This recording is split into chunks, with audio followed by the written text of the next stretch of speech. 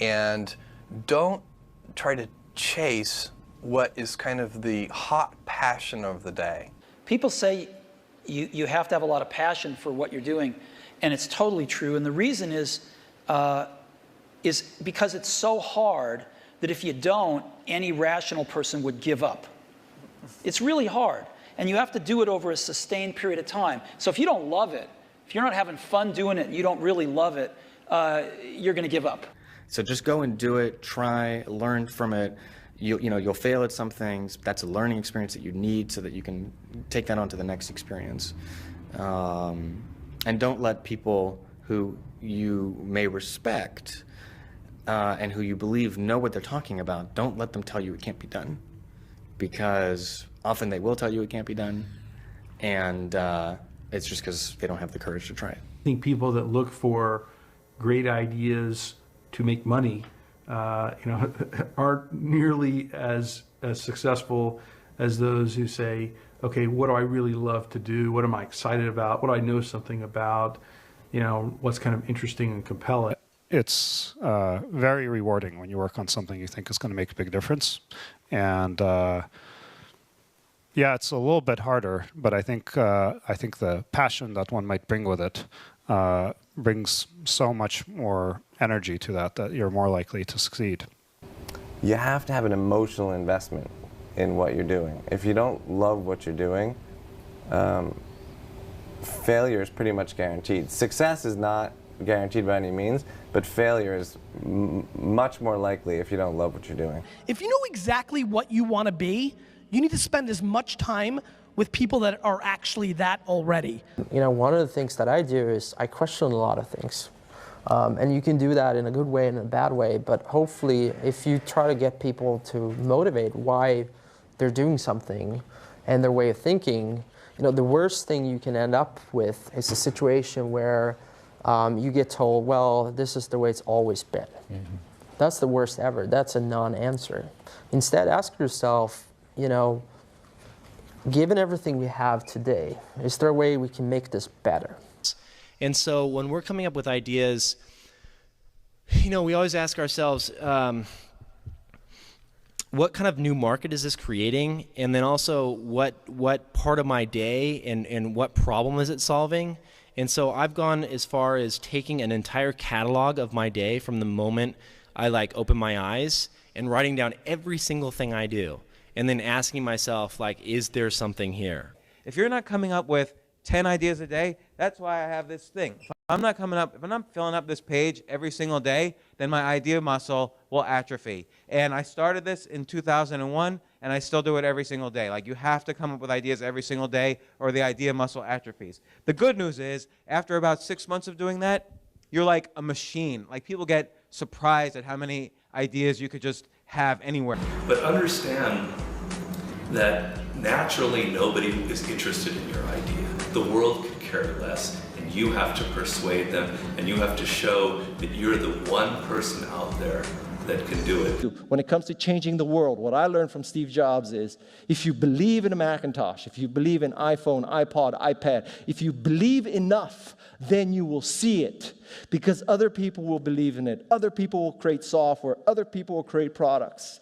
So you need to foster the belief in what you are dreaming so that it becomes a reality, which is very different than saying, I don't expect anybody to believe it until I see it. You need people to believe it before they can see it.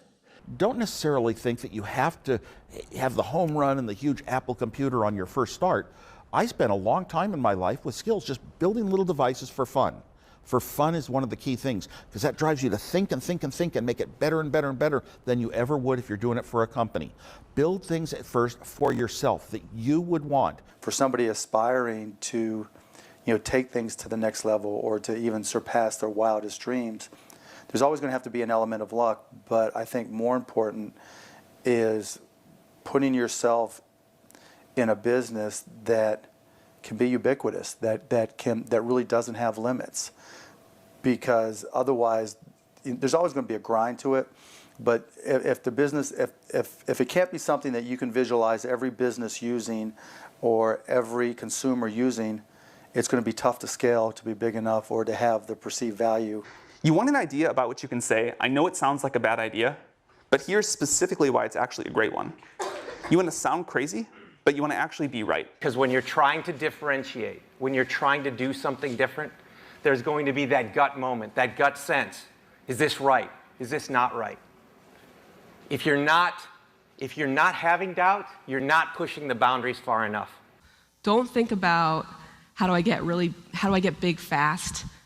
That will happen if you actually build something super meaningful and super important. So don't think about, what is the quickest way to success? Think about what is the best way to building something important that the world really needs. This little idea explains why some organizations and some leaders are able to inspire where others aren't. Let me define the terms really quickly.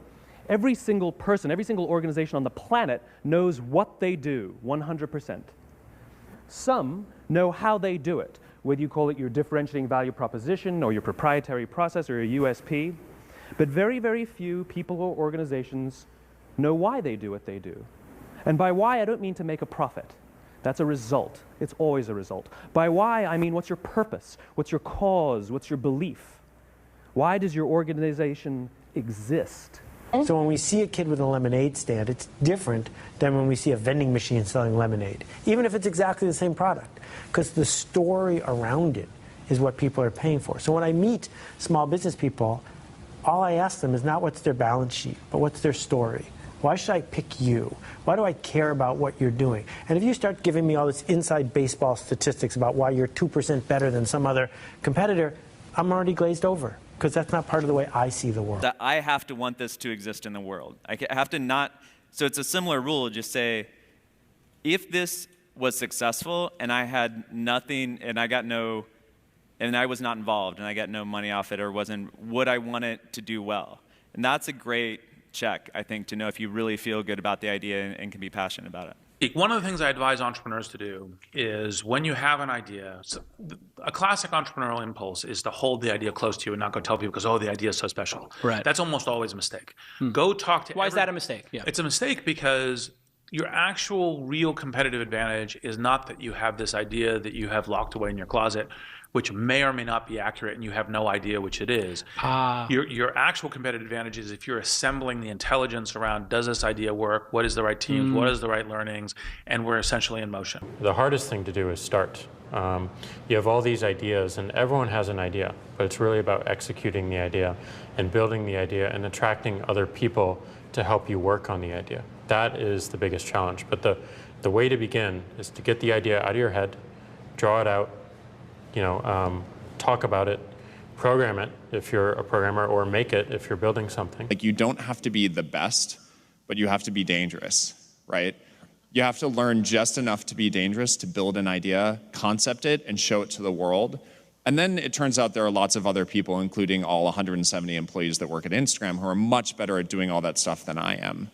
But you need to find people who can, be drawn to the idea that you build, and then they end up taking it and making it even better. One way to conceptualize what makes a good product is, good engineering is part of it, good design is part of it, but really it's, one way I think about it is maximizing the probability that someone shows up at the front door of, your store or your website or whatever it is and ends up with a solved problem. And oftentimes the best methodology is to start with the perfect experience with just one person, get that right, and then figure out how to scale something great. Instead of scaling something not so great and then trying to improve it, that's really hard to do. And so I think when you are starting a new business, you don't want to go after giant markets, you want to go after small markets, and you want to take over those markets quickly. Constantly seek criticism. A well thought out critique of whatever you're doing is as valuable as gold.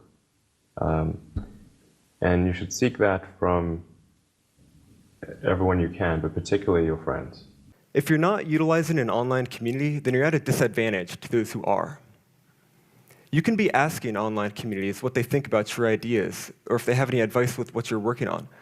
Not only will you hear from people who are passionate about the subject, but you'll be hearing from people all around the world, each with their own experiences and stories that can help you. And there are a lot of people from whom we can learn a lot. And I think the one piece of advice is like, don't underestimate anyone you come across ever. Right. Like whether they're a blue collar worker waiting for the bus, or they're helping you they're the server or bartender at the restaurant, or they're a lower ranking employee. I mean, the smartest leaders I've ever seen have always gone around the room and asked for everybody's opinion. Most startups that fail do it ultimately because they did not make something that people wanted.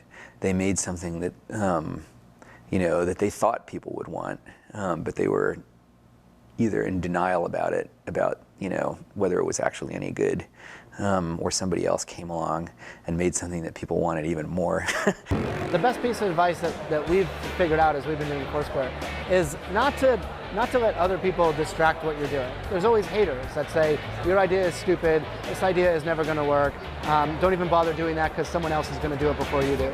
And if we listen to all that feedback that we were getting, all that negative feedback, we would never have built things, we would never have prototyped things. And that's how we really got to where we are. Like, we saw things that we wanted to build, and we just went out and built them. And it turns out when you build stuff that you like to use, there's a good chance that there's thousands of other people that want to use it too.